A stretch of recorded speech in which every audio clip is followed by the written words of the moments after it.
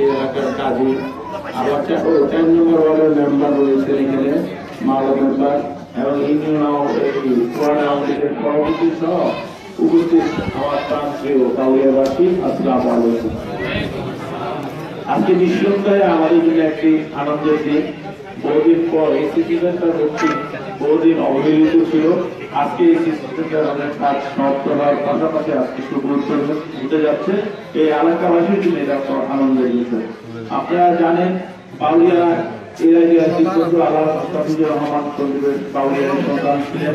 তারই উত্তরসূরি হিসাবে আমি এই এলাকা থেকে এমপি নির্বাচিত এবং বাউলিয়া নিয়ে কখনই আমি মনে করি না যে একটু অন্যান্য ইউনিয়নের মতো ইউনিয়ন সবসময় আলাদা আমার ঘরের ইউনিয়ন।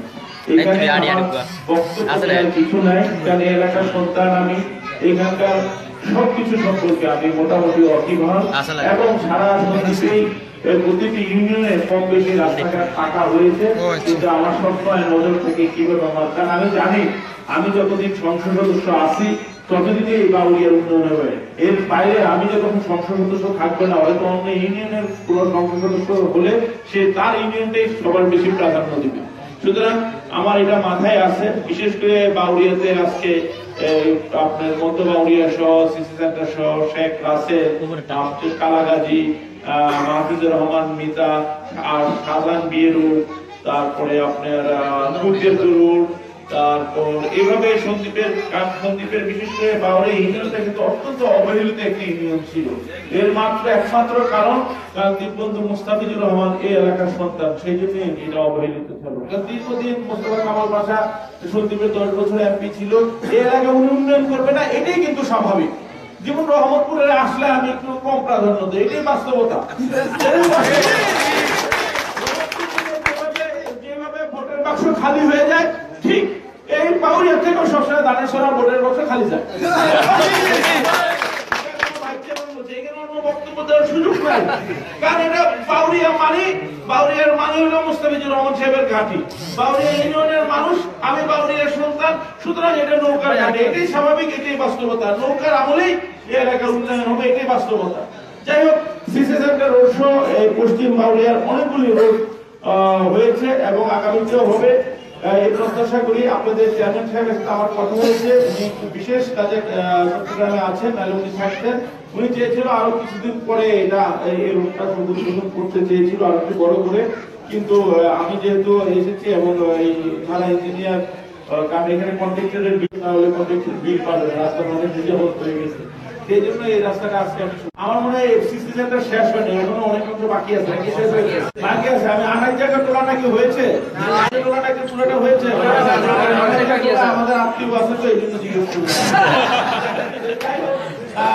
মাত্র যেহেতু আপনারা জানেন সন্দীপের বিশেষ করে এই গত 3 বছরে সারা সন্দীপে আমাকে কম বেশি কাজ করতে হয়েছে এবং সব জায়গায় কম বেশি বরাদ্দ দিতে হয়েছে। তারপর আমি সবসময় চেষ্টা করেছি আমার বাউরিয়া ইউনিয়নের সদস্য আগামীতে আমি সেই বরাদ্দ দিয়ে বাকি যে অসমাপ্ত কাজগুলো রয়েছে, যেমন মধ্য বাউরিয়া রোড বাকি রয়েছে, তারপর আপনার এই যে সিসুলেটার রয়েছে, শেখ হাসিনা একটা অংশ বাকি রয়েছে, তারপর আমার খুব প্রিয় মানুষ, আমার আস্থার মানুষ যিনি কিছুদিন আগে মারা গিয়েছেন, তাকে উদ্দেশ্য করে আমি সেই রোডটা দিয়েছিলাম, কিন্তু তার বাড়ি পর্যন্ত যেতে পারেনি। অর্থাৎ আমি বধু মালাদারের কথা বলছি, সেই বধু মালাদারের বাড়ির বাকি অংশ রোডটুকু আমাকে করে দেবে। এমন কিছু কিছু আমার কমিটমেন্ট রয়েছে, সেগুলো সম্পর্কে আমি সচেতন রয়েছি।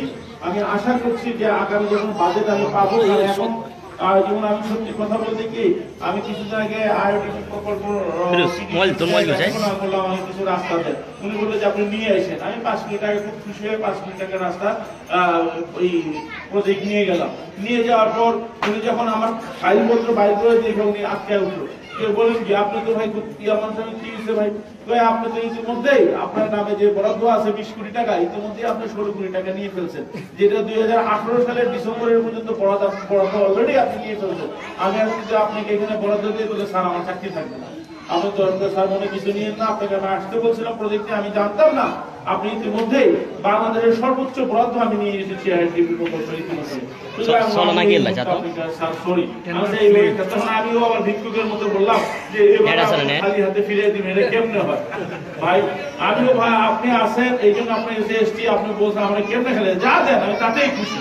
তখন টান দিয়ে উনি 2টা 25 লাখ অন্য এলাকায় 2টা রাস্তা দিলাম, আমি খুশি হয়েছে। 50 লাখ টাকা সম্মান করছেন। এভাবে আমি যে কাজ কিছু নিয়ে আসি এবং শুনি, কারণ আমি কখনো কারোর সাথে রাগান্বিত হয়ে এমপি